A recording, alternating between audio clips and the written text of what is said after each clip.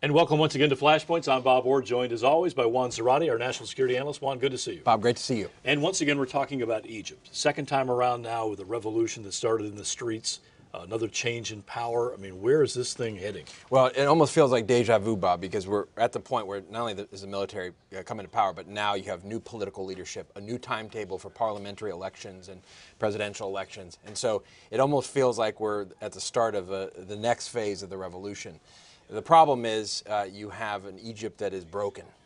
Broken in that its economy is not doing well, broken in terms of its politics and its sectarian divide.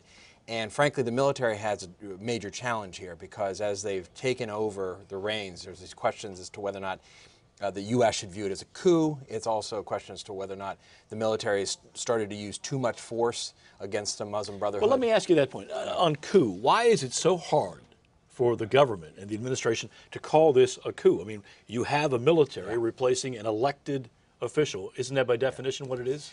That's right, and you've heard folks like Senator McCain say that's exactly what it is. The problem is, by declaring it officially, it has consequences. And in particular with respect to U.S. funding and funding to the military.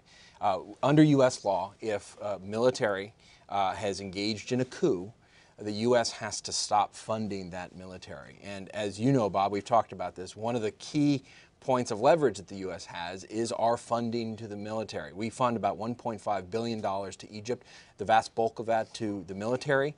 We retain a lot of influence with the military and what happens in Egypt, not just within Egypt, but also the peace treaty with Israel, peace and stability in the region, things like Iran. All that comes through the relationships, the funding, et cetera. So if you declared a coup, that's over. Now, the reality here is that's what happened. There's debates as to whether or not it was a popular revolution and the military helped it along, but the reality is the military took over. I think the honest thing here is to go to Congress if we want to continue to fund the military and have a new provision that allows us an exception in this case because of the potential instability and the problems in Egypt. Let's be open about it. There was a coup, but we are making a choice in this case to actually continue to fund the military. How do the Egyptians put this back together with all the disparate groups? You have the hardline Islamists, they hate the Muslim Brotherhood. Yep. The people in the street, they hate the Muslim Brotherhood. The U.S. has connections to the military, but everyone else seems to hate us. Yeah. So how do you put this together? Well, I think the U.S. has to be a part of a broader group and coalition, and you've already started to see this. A lot of the Gulf countries, the Arab Sunni states, are starting to weigh in here. Saudi Arabia has committed $8 billion, the United Arab Emirates $3 billion, Kuwait just today announced $4 billion, and so you've got the states that have a stake in Egypt and a Sunni sort of driven Egypt where the Muslim Brotherhood is put aside or at least put in its place. Those countries are starting to step up to say, look, we've got to get the economy right, we've got to get the opportunity for the people in the street right if Egypt's going to get better. But there has to be a coalition here, and that's why you've seen the military bring the newer party, the Islamists, on board, or try to, along with the secularists and the leftists and the liberals. The problem here, I think, for the military is long-term the Muslim Brotherhood has to be a part of the equation. And so what does that look like when you've, in essence, toppled the Muslim Brotherhood-led government, but at some point they represent a key constituency in the country, and they have to be a part of how the country is governed. And finally, to bring this back home, I mean, whatever Egypt does, it does. What position does the U.S. government need to take here? How can we affect a change that would be lasting and supportable? Well, I think the first point here is the U.S. has to view itself as a player.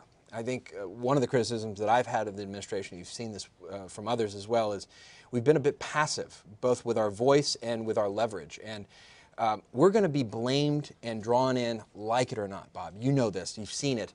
And so the point is, let's use our leverage to direct the direction of this and make sure that we actually move toward real democratic processes and make sure the military doesn't overreach and make sure that others within that process don't take advantage. The other thing we haven't done well, Bob, is how do we empower the Democrats and the liberals in this equation so that they are growing more powerful, more organized, and more politically viable.